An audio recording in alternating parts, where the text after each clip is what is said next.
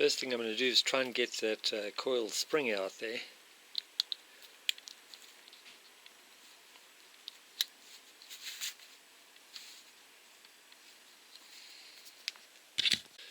Has a little hook on the side which obviously has to penetrate the wire.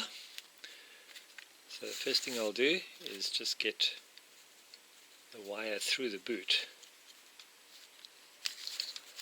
Not going so easy, so I'll just spray some WD-40 in there. Try it again. Oh, that's a lot easier. Yeah, there we go. So the first thing I'm going to do is bare this wire a little bit, take about ½ inch off.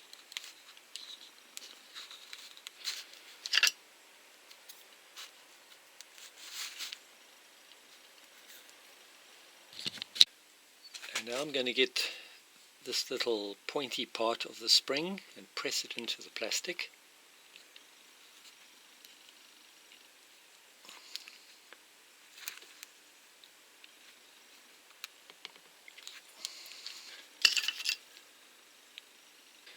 Now I'm going to hold that in place with the pliers, and with my other pliers I'm going to get the wire and wrap it around there as tightly as I can.